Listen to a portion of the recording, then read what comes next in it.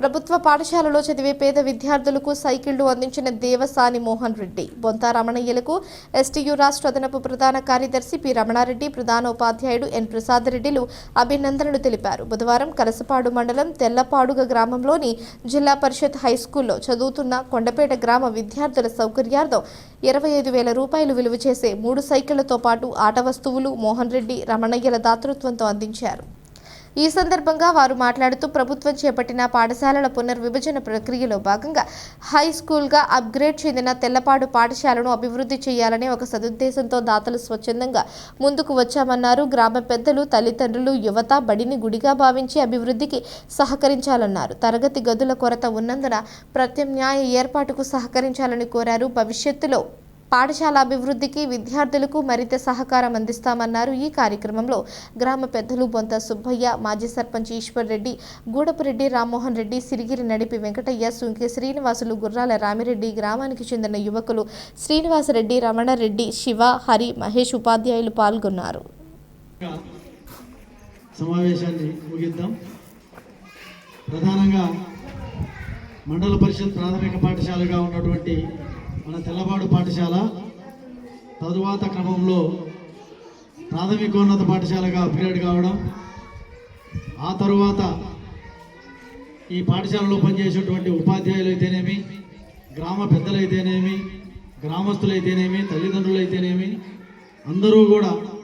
రకరకాలుగా సహకారం అందించడంతో నేటి ప్రభుత్వం చేపట్టినటువంటి ఈ పాఠశాలల పునర్విభజన ప్రక్రియ కారణంగా మన తెల్లపాడు యూపీ స్కూలు ఈరోజు హై స్కూల్గా అప్గ్రేడ్ కావడం జరిగింది. ఇక్కడ 3 గ్రామాలలో చదివేటువంటి కొంతమంది ఆడపిల్లలు దూరంలో ఉన్నటువంటి 5 కిలోమీటర్ల దూరంలో ఉన్నటువంటి హై స్కూల్ కలసపాడుకు వెళ్ళలేక మధ్యలోనే లేదా 7 కానీ 8 కానీ 9 తరగతుల్లోనే బడి మానేసి ఇటు డ్రాప్ అవుట్లు గానో లేకపోతే పెళ్ళిళ్ళు చేసి పంపడంతో ఉన్నత విద్యకు దూరమయ్యేటువంటి పరిస్థితిలో మన పాఠశాల అప్గ్రేడ్ కావడం నిజంగా సంతోషించదగినటువంటి విషయం. కాకపోతే పాఠశాలకు జిల్లా పరిషత్ హై స్కూల్గా అప్గ్రేడ్ అయింది, కానీ పాఠశాలకు కావాల్సినటువంటి సౌకర్యాలు, మౌలిక సదుపాయాలు అయితే కొరత మాత్రం తీవ్రంగా ఉంది. ప్రభుత్వం అయితే ముందు ఒక 4 అదనపు తరగతి గదులు నిర్మించే ప్రతిపాదన అయితే ఉంది, కానీ ఆ క్రమంలో అది లేట్ అయ్యే పద్ధతి కాబట్టి, ప్రాసెస్ కాబట్టి వీలైతే ముందుగానే పాఠశాలకు కావాల్సినటువంటి ఏదైనా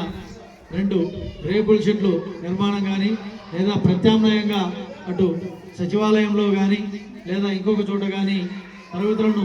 కొనసాగించేందుకు కొంత మనవంతు ప్రయత్నం చేయడం, అదేవిధంగా ఇంకా పాఠశాలకు రకరకాలైనటువంటి సౌకర్యాలు, ఒకరు కుర్చీలు అందించవచ్చు, ఒకరు ఏదైనా ఇంకొక పాఠశాలకు కావాల్సినటువంటి బీరువాలు అందించవచ్చు, ఇంకొకరు పాఠశాలకు కావాల్సినటువంటి ఆట వస్తువులు అందించవచ్చు, ఇంకొకరు ఏదైనా విద్యార్థులకు పలకలు కానీ, పెన్నులు కానీ, పెన్సిళ్ళు కానీ, పుస్తకాలు కానీ అందించవచ్చు. ఇలా మనం చేతనైనంత మేర అందరము, గ్రామస్తులు అందరము కూడా మన తెల్లపాడు ఒకటే కాదు, దొలమారిపల్లి అయితేనేమి, కొండపేట అయితేనేమి, అటు హరిజనవాడ అయితేనేమి, తెల్లపాడు అయితేనేమి అందరము కూడా సమిష్టిగా మన పాఠశాలను మనం ఏ విధంగా అయితే ఊళ్ళలో ఒక్కొక్క ఊరికి 2-3 గుళ్ళు సమిష్టిగా సమన్వయంతో నిర్మాణం చేపడుతున్నామో, దానికంటే కూడా ముఖ్యంగా ఇది అందరికీ సంబంధించింది కాబట్టి పాఠశాల అభివృద్ధికి కూడా సహకారాలు అందించాలా, సహాయ సహకారాలు అని చెప్పి మిమ్మల్ని అందరినీ కూడా ప్రధానోపాధ్యాయుల వారి తరఫున, ఉపాధ్యాయుల తరఫున కోరుతూ, ఆ క్రమంలో మన పాఠశాల అప్గ్రేడ్ అయినటువంటి సందర్భంలో ఎంఈఓ గారు, ప్రధానోపాధ్యాయులు, ఉపాధ్యాయులు అంతా తెల్లపాడు గ్రామంలో కలిసి